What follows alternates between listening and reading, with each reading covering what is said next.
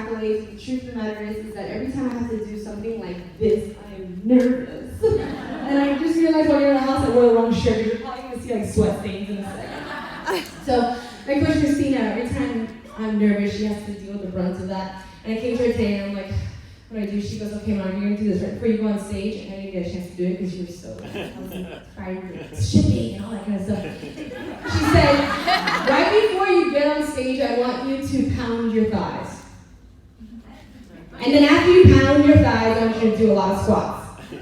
And supposedly that's going to make me feel better. Well, I didn't do it. So you guys, come on, go with me. Help me. Yeah, go with me. Get together. I'm nervous. So pound your thighs. Pound your thighs. Now squat. Let's squat. Let's go. Let's go. It's supposedly takes out the nervous energy for the mouth. Squat. She's lying. Alright. Do you feel better? I don't. Oh, let's go.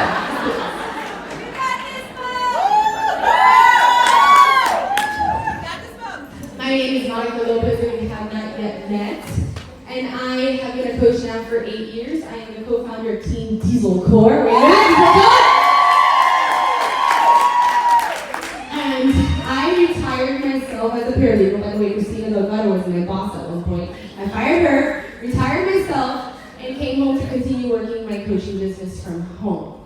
It still gives me the feel saying that because it was a dream coming into this, starting in my living room, also with Insanity, and with Tony Horton's PIEX, which is also bootleg, by the way.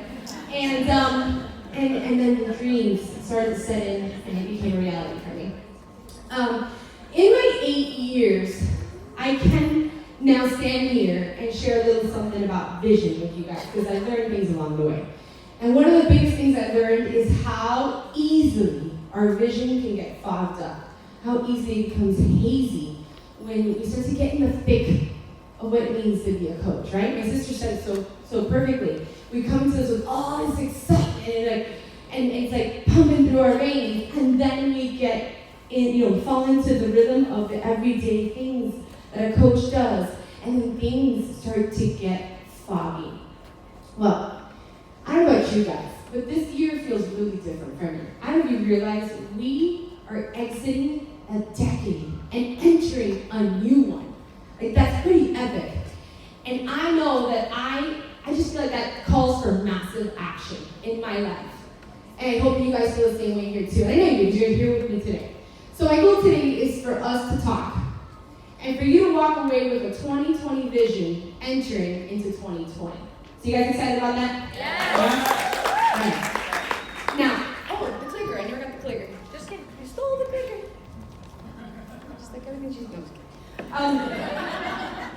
So before we get into that, I want to share a story with you guys. What do I press, the arrow? Yeah. Anybody recognize this guy? Woo! Steven in here? That's awesome.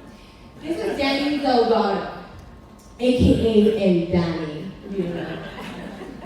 Many of you in this room probably believe that Christina is Danny's first love.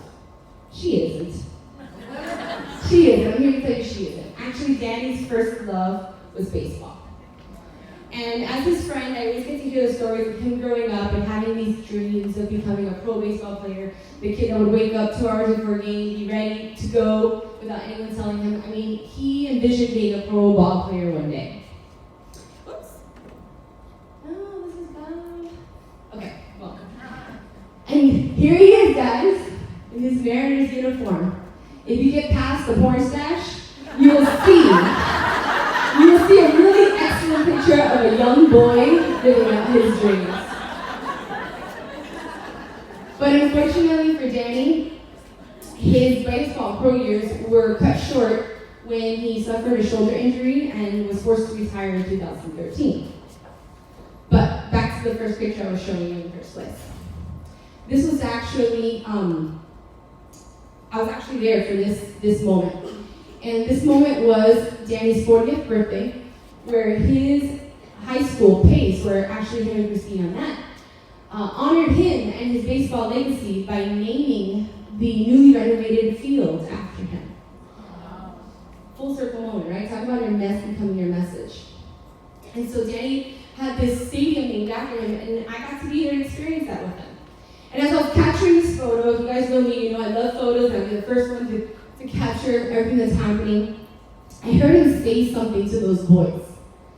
And he said, and I had it written down because I didn't want to forget it. It was something to the effect of, guys, baseball is not going to last forever. It's got a shelf life. And while you're on the field and when you're off the field, you got to think about who you want to be after it all. I swear I had my Canon camera because I was using Canon at the time, and I put it down and I just kind of stopped. And I was like, that's pretty deep. Who do you want to be after it all, right? Because like baseball, you know, those boys, that's all they probably wake up thinking about, just like, yeah, baseball. And then I'm thinking about what's happening in the middle of all that, right? Just like coaching, you go, you forget what's happening. You lose track of it. And so when I was invited to talk to you guys about vision today, and coming off the heels of amazing leadership, where actually Liz Hartke, an amazing leader in the network, was on stage talking about this very topic, we were presented with a similar question. She stated it similarly, and what kept coming back to me was Danny and this moment.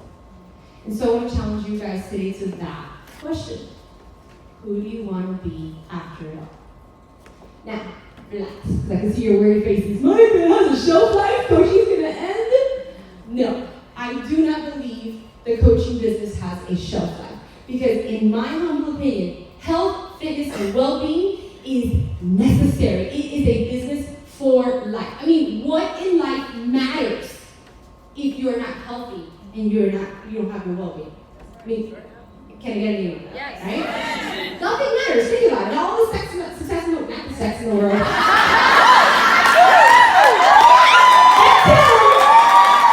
Joel's so proud. He's so proud right now. All the success in the world does not matter if we don't have our health and well-being, right?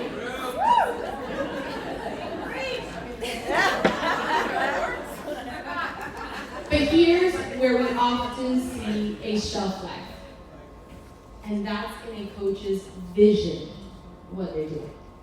Now, I talked to you guys about Liz Hartke, and I think she said it best at leadership. She said, a loss of vision often happens because we get so hyper-focused on the goals that we lose sight of what the bigger picture vision is of it all. And so today I want to challenge you guys. I'm going to ask you, who do you want to be? Now, notice, I didn't say what.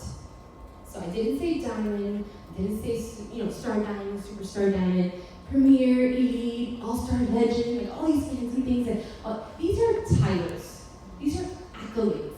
These are things that we earn, and they're important. Yes, as business tells they're important, it takes us to the next level, but they're just mile markers. I think the better question to ask is not what, it's who. Like I told you, I was faced with this question at leadership, and I came home and I sat down and I thought about it, and I wrote it out, and I want to share it with you guys. So, who is it that I want to grow and evolve into in this business? Who am I going to become after it all? So, my main two roles, my number one roles in my life are wife and mom, right? Johan and my kids are everything to me, and they come first. So, as a wife, I want to be a wife who contributes. And I don't just mean financially. Financially, yes, it's important to me to contribute into my home. But it's also important to me to contribute emotionally as a wife, into my marriage. If you ask my husband, he will tell you, my number one transformation has not been physical. It's been emotional. Being able to have a relationship with him at a way deeper level due to the personal development I have gone through because of this business. I hold on to that. As a mom, yes, I retired myself and came home to work this business, and yes, it afforded me time to be present with the kids. But you know what else is even more important than being present with my kids? Is to simultaneously be present, but also be a role model of a person, of mom who has a purpose outside of just being mom. And that's important to me, because if I have the audacity to tell my kids, you can do this, dare to dream, be bigger, do better. They gotta see mom doing it, right? They gotta see mom doing everything doing that. That's who I want to be. And I started thinking about the other roles in my life. As a daughter, my parents are back there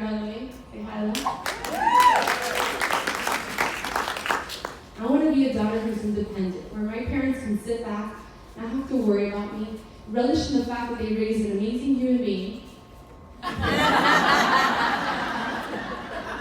Probably knows what I do. But no, really, I just want them to enjoy all the hard work that they put into me and my sister. Speaking of sister, I want to be a sister who's supportive. A sister who is not just there because she's blood, but because she's a partner in life. Like, I want to be better at that. And this business helps me be better at that. I want to be a coach who's an example, not just a coach that talks at my team or my challengers. Like, talking at people doesn't work. But you know what works? And you see it, and it's happened to me. It's by leading by example. So I want to constantly be that example. I want to be in the trenches with my people, rising together. As a mentor, I want to be empathetic and caring. And that's hard sometimes when you have to constantly pour out as a mentor, right? But I want to learn how to be better at filling my cup so that I can pour out to others. As an entrepreneur, I want to be known as someone who has hustle, someone who has grit, who sustains it all, someone with tremendous work ethic. That when they think about Monica Lopez, they think about a fighter, like my sister said. I want to be a friend who's true and loyal. I've learned in my life thus far how important true friendships are, and I want to continue to cultivate those. I want to be known as the woman who supports the next woman, not tearing her down, not judging. And I want to be a member of society that contributes, gives. I want to have the ability to do those things. I could go on and on, guys. This is when I sat down after leadership and I just thought about this. But you can see where I'm going here. And so, as I was bouncing this off Amy Coppola, by the way, my girl Amy Coppola, she was saying to me, Monica, do you realize that you're talking about Tony Robbins' master skills to an extraordinary life? I just like blank stared at her. I'm like, wait, what? I was like, Tony and I share a brain? Is that what you're saying? So I went back, I looked it up, and I watched the video on it, and I was like, yes, this is it. This is exactly what I've been feeling in my heart. He just explained it a little bit better. Extraordinary life. Who wants to live an extraordinary life? Not just a mediocre life, not just an everyday life, not just a hamster wheel life. I mean, who wants extraordinary in here? I do. And so I want to share with you guys today the 2 master skills to an extraordinary life, according to Tony Robbins. And I think he knows a little something. The first is science of achievement, right? And he defines it as mastering the ability to take what you envision and make it real. And it's a science, why? Because it's a science where you have actionable steps that you know, prove to create something real. So let's apply this to coaching here. As coaches, we know what actionable steps will build a successful business, right? Success Club, we talked about Success Club, advancing in rank, inviting, recruiting, telling your story, getting out there and branding, beating the objections. Like, these are all the things that we do as coaches that scientifically in this business prove if you master them, you will see success, right? And I know I'm talking to a room full of people that are obsessed with the science of achievement, because if not, you wouldn't be here on a Sunday morning with me, wanting to learn it all and soak it all in and take it to the next level. I mean, we've got this pretty much down packed if you're in this room. But then there's another master skill, and one is not more important than the other, just like our Shakeology is not important than the workout, not more important than the push-up container or whatever nutrition system you use. They all have equal value, and that is the art of fulfillment. Now notice, it's the art of fulfillment, not the science. Because like art is different for everyone, right? I can look at a piece of artwork and think it's beautiful, and chances are Christina's going to challenge me and say it's junk. Because that's what she does. That's what she does. She does the challenge. But what's beautiful to me can be junk to her, and the next, right? All those things that I just finished sharing with you guys about who I want to be, that very well may not be your art, because it's what fulfills me. But here's the thing about the art of fulfillment, is that it's a one-man job. It is your job to paint that art. It is your job to create. It's not your coaches, it's not your families, it's nothing. That is an inside job. And what often happens is that we are so obsessed with the signs of achievement. We're so obsessed with checking off the boxes, checking off the things. We get so busy in doing that we forget about the art that we're creating, the fulfillment in the things that we are doing. And this is important, guys. This is so important, because here's the thing. In the thick of all the things we're doing, we are evolving into the person that we need to become to take it to the next level.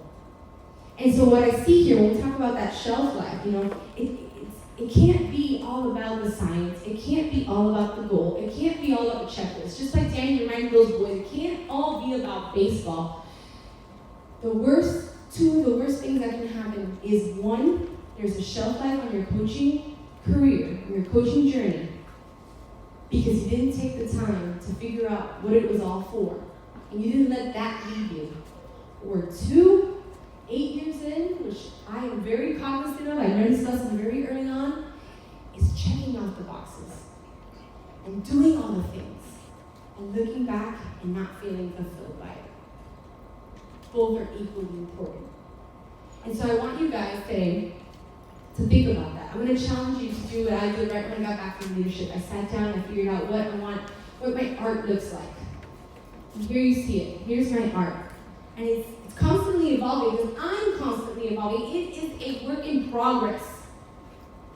But this is what grounds me, and this is where, when it gets hard, this is what I am turning to, and this is what fuels me. Like my sister likes to say, things are not happening to me, but I choose to look at things happening for me. And so this is an important step that we all have to make. Because if not, you will experience your shelf life. As I look around this room, I already see a lot of beautiful art in the making. And I want you guys to stop and again remind you. What you're feeling right now, hold on to that. It is the fourth quarter. It is time to get out there and fight. And if you fight with your heart, you will walk away. The fight will be worth every ounce of your energy and your blood and your sweat and your tears. It will be worth it. I'll leave you guys with this one last thing, which is something that was told to me very early on, and I carry with me every single day in my Beachbody business. Beachbody is not here to be your life. It's here to give you life. So lean in. Woo!